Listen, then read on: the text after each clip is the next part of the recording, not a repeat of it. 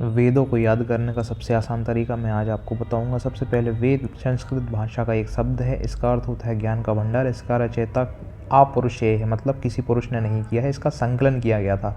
संकलन का अर्थ होता है कि सभी जगह से, अलग अलग जगह से मिलाकर एक जगह पर रखना, उसको संकलन कहते हैं। जो संकलन किया गया था वो किया था महर्षि कृष्ण द्वैपायन के द्वारा, जिन्हें हम वेद व्यास भी कहते हैं। इनके प्रकार 4 प्रकार के होते हैं, आप सभी को पता होगा। इसने आसान तरीके से दिखते हैं। ऋग्वेद जो कि सबसे प्राचीन वेद है, यजुर्वेद, सामवेद, अथर्ववेद जो कि सबसे नवीन वेद है।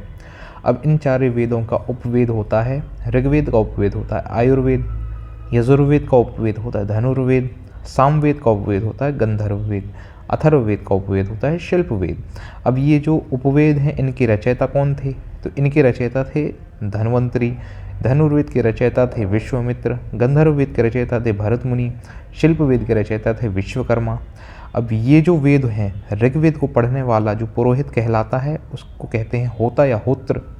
यजुर्वेद को पढ़ने वाला जो पुरोहित होता है उसको कहते हैं अध्वर्यु।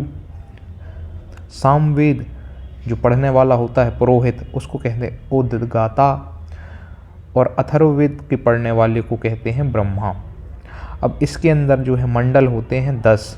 तीसरे मंडल में गायत्री मंत्र का उल्लेख है, 10वें मंडल में वर्ण व्यवस्था है, और अस्तोमा सद्गम्ये का उल्लेख भी ऋग्वेद में पाया गया है। ठीक है। अब यजुर्वेद में यज्ञों का नियम है, धार्मिक कार्य है, शून्य का उल्लेख है, चंपू काव्य। चंपू काव्य किसे कहा जाता है? जो गद्य एवं पद्य मिलाकर जो बनता है उसे चंपू काव्य भी कहते हैं।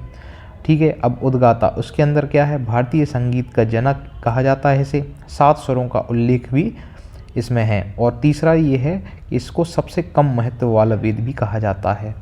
ठीक है। अब अथर्ववेद में क्या है? इसका अन्य नाम क्या है? ब्रह्मवेद भी इसका अन्य नाम है। इसमें क्या है? जादू, टोना व वशीकरण का इसमें उल्लेख है। तो इतने आसान तरीके से आप इसको याद कर सकते हो। इसका एक स्क्रीनशॉट भी आप ले सकते हैं।